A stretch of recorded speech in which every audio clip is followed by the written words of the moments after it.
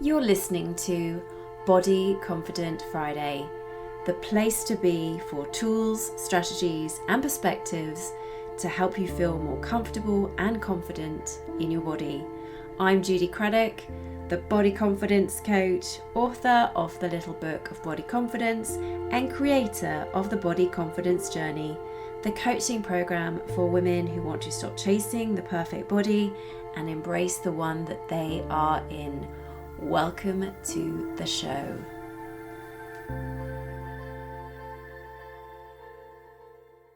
So today I want to talk about body shaming, which is a topic I've talked about before here on Body Confident Friday. But today I particularly want to look at some body shaming behaviours that you may not be aware of.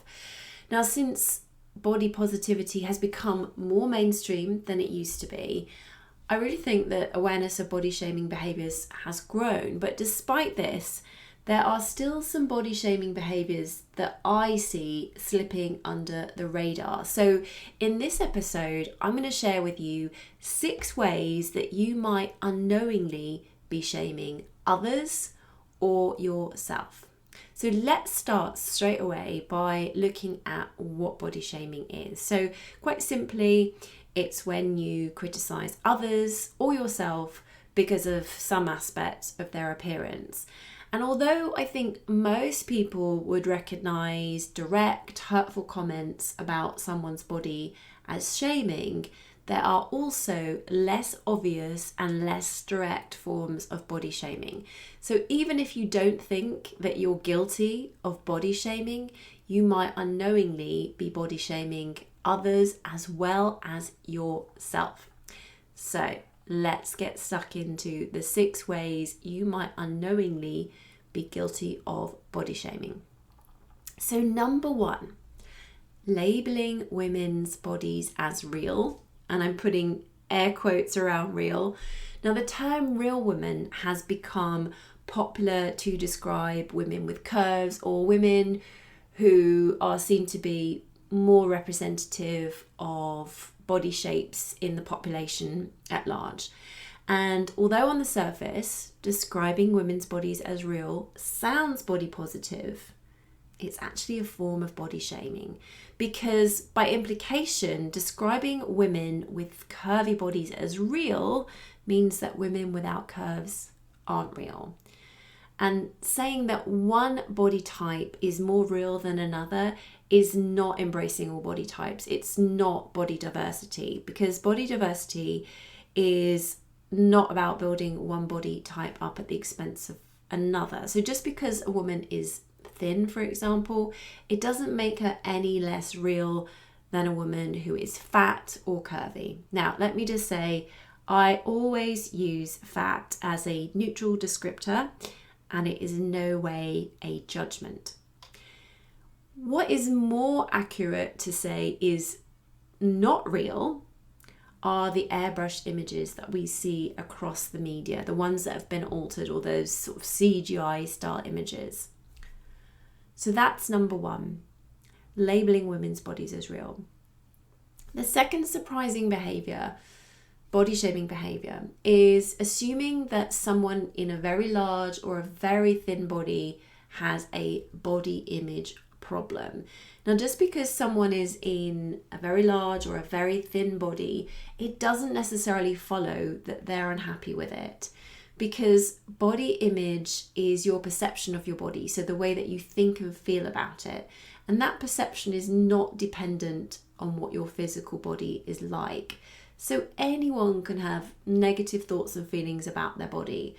So what that means is someone who is larger doesn't automatically have poor body image. And likewise, it's false to assume that a very thin woman has an eating disorder. And these assumptions are just stereotypical judgments that have become commonplace in our culture. And when you pass judgment on how someone feels about their body based on their weight or shape, that's just a form of body shaming. We can't possibly know how someone feels about their body just by looking at them. So that's surprising body shaming behavior number 2, assuming someone in a large or a thin body has a body image problem. So moving on to body shaming behavior number 3, passing off comments about another person's weight as health concern. Ooh, this is a bit of a juicy one. Another person's weight or shape is nobody's business but theirs. So what they eat, how much or little, and if they exercise or how much exercise they do is entirely up to them. We can't possibly judge another person's health from how they look alone. And when you make comments about someone's weight because of a concern for their health, that is just body shaming in disguise. Because what your concern is really saying is that you don't think that person's weight is acceptable and that they need to do something about it. And of course, it's completely natural to be concerned about the people that you love. But even if you think that someone might benefit from a lifestyle change, you are never going to encourage them to make changes by shaming them into it. Because how another person chooses to treat their body is their business. It's not anyone else's place to tell them what they should or shouldn't do.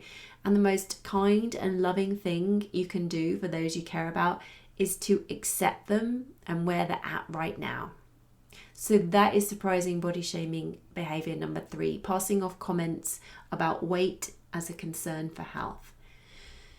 So number 4 is weight related as well, praising weight loss. So how often have you said to someone that has lost weight that they look great? You know, I have in the past, hands on heart, thinking I was giving it a genuine compliment, but this is also a form of body shaming.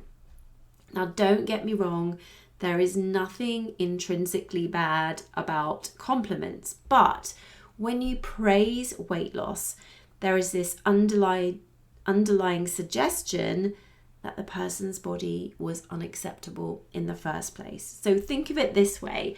How often do we compliment people on weight gain? There is this inherent assumption that thin is good and large is bad. But unfortunately, even if your intention is to make a genuine compliment, weight loss praise is just another way of body shaming someone. And I think it's high time that we started complimenting people on things other than how they looked, you know, complimenting people on the work that they do or the kind of person they are, being kind, caring, compassionate, or whatever it is. So that's surprising body shaming number 4, praising weight loss. Now, the final 2 body shaming behaviors that I've got for you are surprising in the sense that they are things that you can do to yourself to shame your body that you may not even realize are body shaming behaviors. So number 5 is putting your life on hold because of the way that you feel about your body. So when you make doing anything in life conditional on your body, you're basically telling yourself that you're not worthy of doing those things. So if you've ever said anything like, I can't stop dating until I weigh 10 pounds less, or I can't wear a bikini on holiday until I've dropped a couple of dress sizes, it's really likely that most of these things that you're putting off, you can do them today exactly as you are.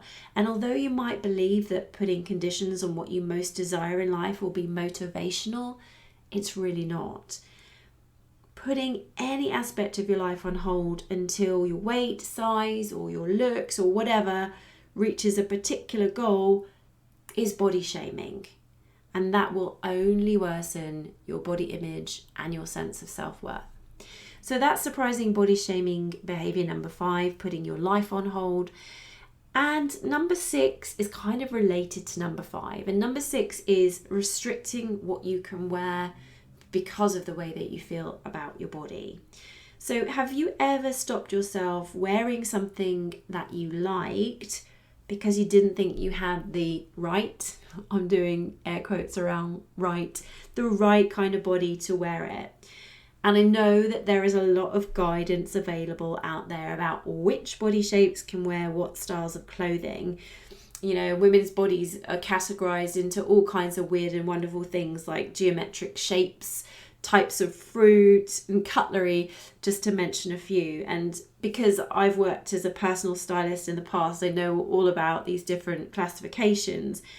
And I do know that the intention behind these categories on the whole is meant to be positive, because it's meant to help women find clothes that make them look and feel confident.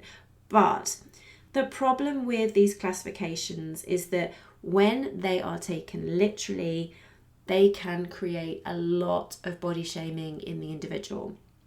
And I've heard women bemoan the fact that they can't wear skinny jeans, for example, because they have a pear-shaped figure, or they'll criticize other women that do.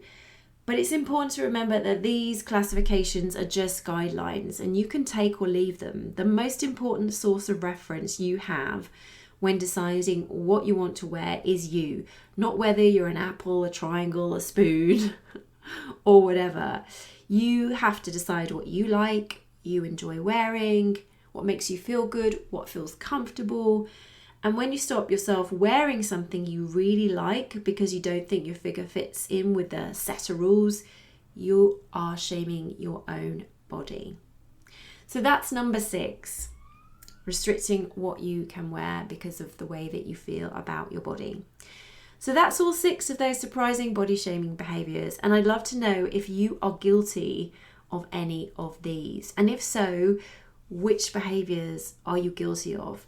Really try to make a conscious effort to remove them from your life, because doing so is going to help not only your own body image, but the body image of those around you.